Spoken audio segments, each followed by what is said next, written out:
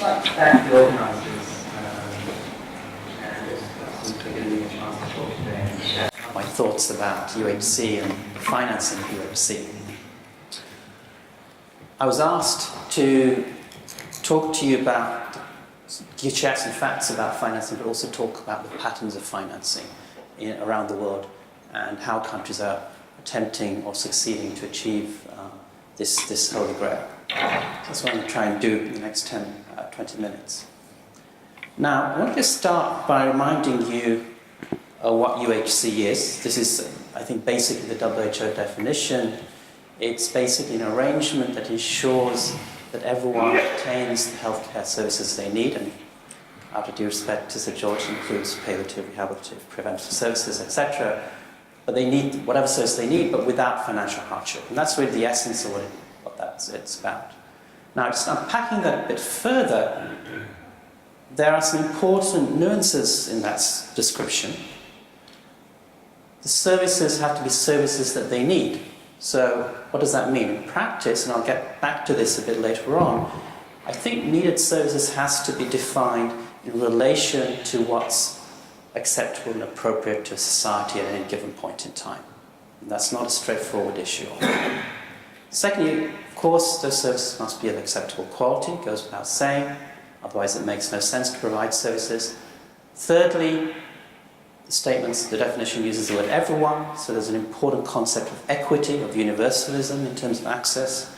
And fourthly, there's this issue of financial hardship, which is not about insurance, but it's about organising your healthcare delivery and financing in such a way that nobody has to face hardship, financial hardship, in order to obtain the services they need. Okay. Now, why do we want UHC? And I think this touches on some of the issues that Sir George already raised. Often we think of UHC as a means to an end. And this is, I think, being argued very vociferously in recent years. It's a means to an end. And what's the end? Well, you could think of it as good health. It could be also, as Nick mentioned earlier, it includes financial risk protection and citizen satisfaction with the system. But primarily people think about good health. So they think UHC is about a means for us to get good health. Because if you remember, the WHO definition means the absence of all the things that cause ill health. Now, I have a problem with that sort of view because one of the kind of implications of that is that you can never achieve UHC. You can always look at any country's health system and point out gaps. This is true even in Sweden, I'm sure it's true in Switzerland, certainly true in the UK. And you get to a kind of argument that UHC is about a progressive movement towards this ultimate objective, which is never really attainable, it's sort of some nirvana out there in the future. And UHC is more about the progress, about the story of how we get there, the journey. And I think that's a very unhelpful sort of view of things because it suggests, I think, to many countries potentially, that UHC is not something you can achieve today. As long as we're making progress, you're okay. And I think that is not a satisfactory conclusion. I think if you ask most people who are not experts, they would think that there are countries in the world who have UHC today. A lot of them, in the Commonwealth, there's a Commonwealth meeting, most people probably in the Commonwealth would think the UK had UHC in 1948 when they established the NHS. That's why we talk about 1948 and the NHS. Now we know that clearly not everyone in the UK at that time had access to everything without any financial hardship, but we recognise those arrangements as being reasonably effective. For ordinary people also, they don't care actually about the IMR, or the life expectancy. Right? Most ordinary people probably don't even know what those things are. What they care about, and I think ultimately this is what politicians have to deal with, they care about having access to the services when they need it without facing serious hardship. That's something about the health security that Sir George mentioned in the UK in 1948. And they also care that whatever services are available, that there's some reasonable equity in their society, that there are no great disparities between one group and another. They care about those things, and if you don't achieve those things, people tend to be very unhappy. And if you take that view of UHC, I would argue that UHC is in fact attainable even by poor developing countries. Now, I want to turn to, keeping that thought in mind, to just talking about the reality about how countries actually do. How countries do if we keep that concept of UHC, which is that people should have access to reasonable level of service in a reasonable, equitable manner with financial risk protection. In general, if one looks across the world, and perhaps this is not surprising, richer countries do better on all these measures. Yeah. They have better health outcomes and more equitable health outcomes. They have better and more equitable access to healthcare. And they do this partly because they spend a lot more public money than poor countries. And they have lower levels of private spending and out-of-pocket expenditures on health in relative terms. And they have better risk protection. So it is true that being rich can help you achieve UHC more easily than if you're poor. But it's not as simple as that. There's a very important caveat. If one looks at the performance across countries, there are very large disparities amongst poor countries, amongst the non-rich countries. Very large disparities, with some doing much, much better than others. And that suggests to me, not only is there potential to do better, even for most developing countries today, but I'll come to say at the end, it suggests that UHC is certainly feasible for most developing countries within a generation. I want to just show you 3 slides just to illustrate this point in terms of outcomes. This is skilled birth attendance. I think most people would agree, whichever income level you're at, any concept of UHC should include skilled birth attendance for almost all women and all mothers who need it. Or not who need it, but for all mothers. And you can see there's access to skilled birth attendance in the world is related to income. Richer countries tend to have universal access. But the important thing I want to point out here is this huge variation in low and low middle income countries. So within the low and middle income group, huge variation in access to skilled birth attendance from essentially 10% to almost 100%. And the important point here is that for poor countries, it is still feasible with limited resources to get essentially universal access for something as basic as this. Second point is that there are large disparities within developing countries. This is child mortality, but I can make the same chart for you with not only for skilled birth attendance, for any kind of access to basic child treatment or any other kind of health service indicator. Large disparities in many countries. But the important point to note here is if you look at some of these countries like Indonesia, this is the variation in child mortality by quintile. In the richest quintile, they're actually doing as well as the richest quintile as many of the other countries. They're approaching levels you can see even in developed countries. But the big problem in Indonesia and many other countries is a huge disparity. What this suggests is that living in a poor country is not does not necessarily mean you have to have poor health outcomes. Even within poor countries, you can do better, and there's part of the challenge of UHC is reducing those disparities. So UHC is very much, I think, an equity challenge is about improving or reducing disparities within a country.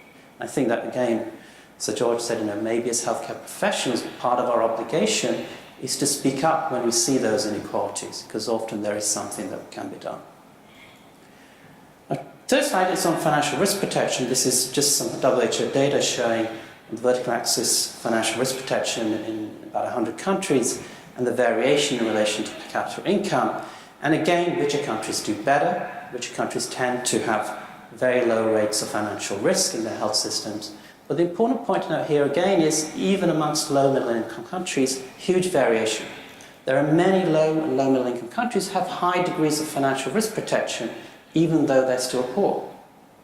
So this indicates it's possible to do this even in the context of developing economy.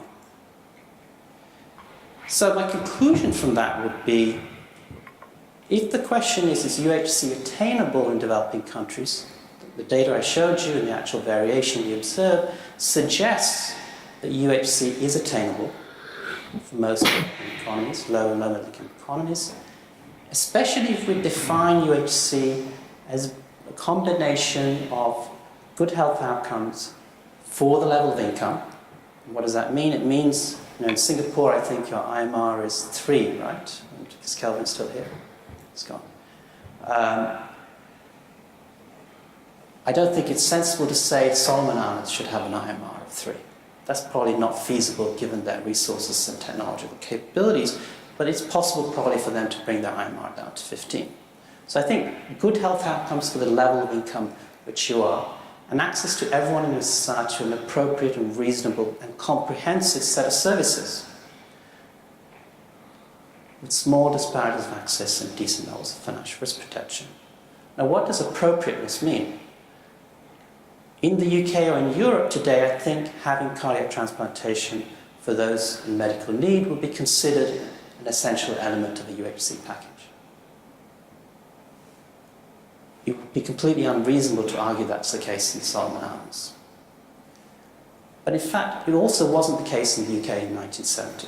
UK in 1970, cardiac transplantation as a technology was available, but I don't think anybody would reasonably argue that it should have been part of the universal package of services. So, appropriateness depends on where you are in space and time, and I give you some other examples there. If we take this view of UHC, there are clearly many countries who have achieved something close to this whilst being low or lower middle income economies. And several of them are also within the Commonwealth. Now I want to turn to how do you finance these kinds of arrangements or these kind of outcomes. Just some facts. If one looks at the level of healthcare spending across countries, if one looks at taxation, this is public money, which is taxation, social health insurance, a general standardized fact is that rich countries allocate a greater share of their income using public resources. So poor countries spend about 2.5% of GDP, but high-income countries, on average, spend about 6% of GDP from public resources. If one looks at private spending, it tends to be less in high-income countries. As countries grow richer, they choose to allocate less of their income through private means for healthcare. That's an important point because I often meet policymakers in developing countries who think, as their economy grows, that this is the opportunity to increase private spending. They're sadly mistaken about the realities and the trends and the patterns in the globe. So, standardized fact, richer countries spend more publicly and spend less privately as share of their available resources. Now, if you put all of that together, what does it look like? In general, in high-income countries, healthcare is publicly funded, either through government or social insurance. But in low-income countries, the predominant source of financing is often out-of-pocket expenditures. And much of the financial risk problem in developing countries is related to this very high level of out-of-pocket spending. Now, that's how countries fund their healthcare systems. I want to turn to what are your options for financing UHC attainment, which is the question I was supposed to be addressing. Now, when one looks around the world, there are really only 7 or 8 different funding mechanisms that have been invented in the past 150 to 200 years. Out-of-pocket spending, savings accounts in a few countries, community-based health insurance, private insurance, social insurance, taxation, and foreign aid. And foreign aid, I should mention, is usually funded by taxation, somebody else's taxation. Now, a lot of people spend a lot of time thinking about how they can juggle those 7 or 8 different financing mechanisms to achieve UHC, but the global experience is very simple. No country has achieved UHC by primary reliance on most of these mechanisms. That is, out-of-pocket spending, community health insurance, private insurance, and traditional social health insurance have not proven effective to achieve UHC, as if they're the primary funding source. The countries who've achieved UHC rely on taxation and sometimes also on social health insurance to achieve it, but in combination. These are the only 2 proven ways or 2 primary financing mechanisms that countries have used to be able to get there. Now, the important question is, how do we put these 2 things together? Or how do we put these different financing mechanisms together? This is probably well known. I'm sure everyone who attends any meeting about financing UHC will hear this.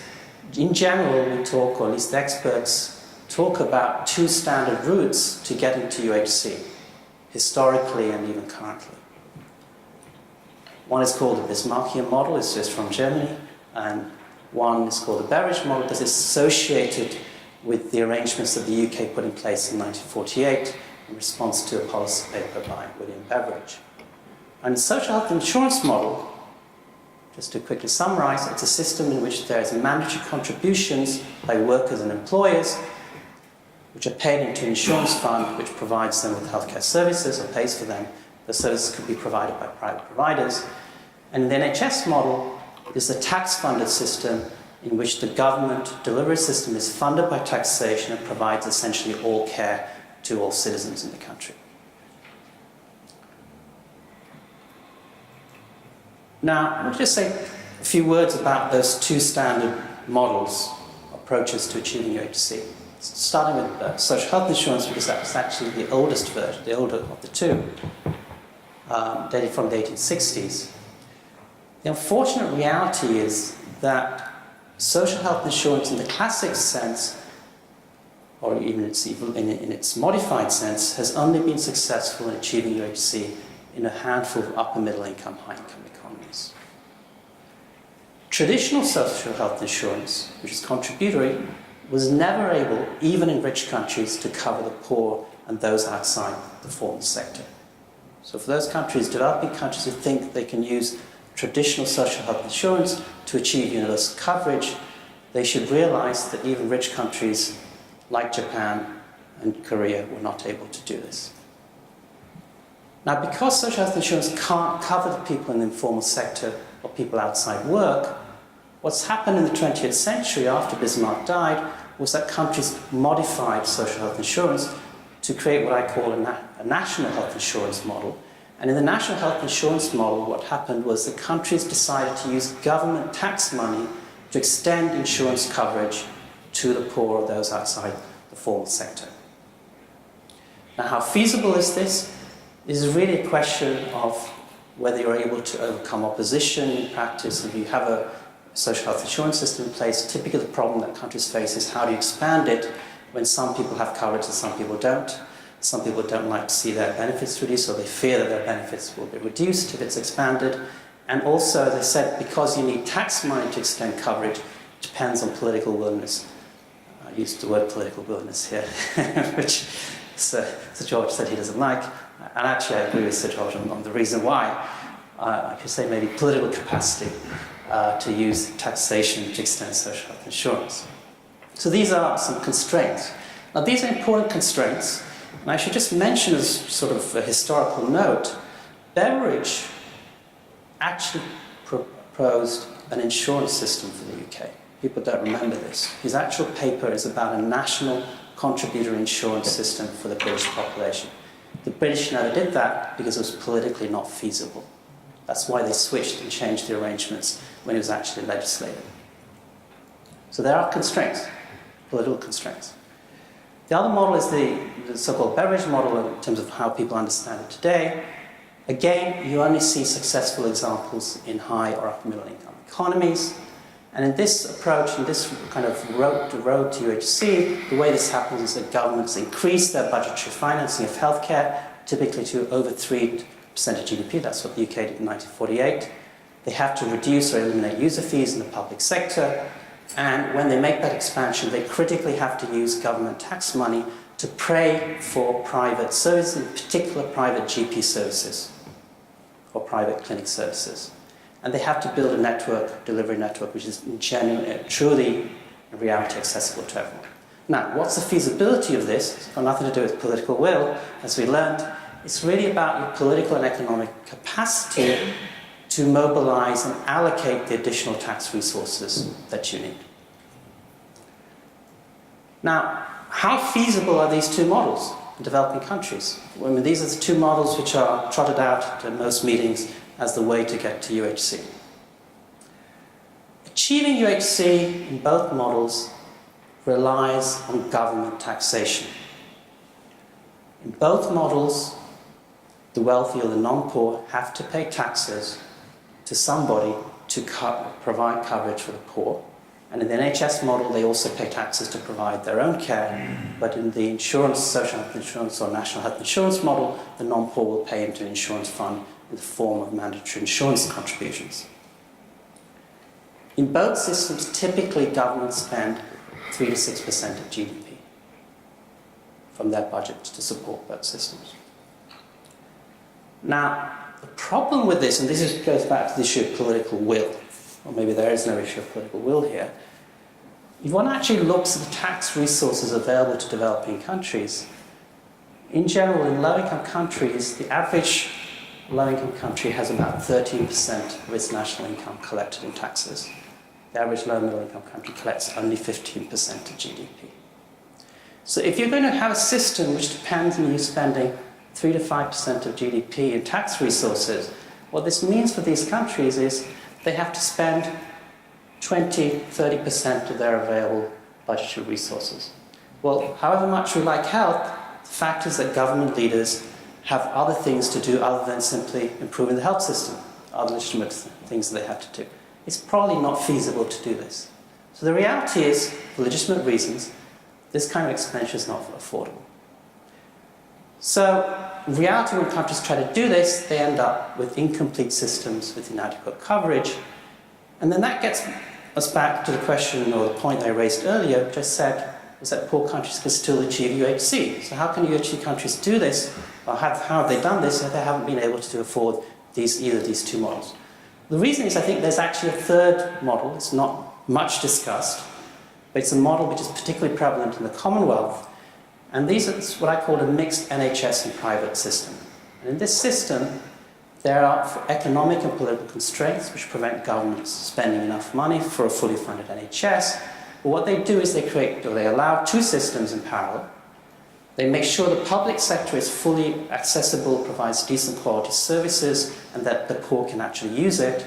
And they encourage the wealthy or the non-poor to voluntarily migrate to the private sector, usually for reasons of better consumer quality, not because they actually get better medical care. To do that, you have to target your public delivery system to the poor. Now, this is what actually happens in most countries. Public sector is targeted to the rich. This is the case in Indonesia, just as effectively as private services are. So in Indonesia, the public sector does as badly or as well as the private sector in reaching the poor.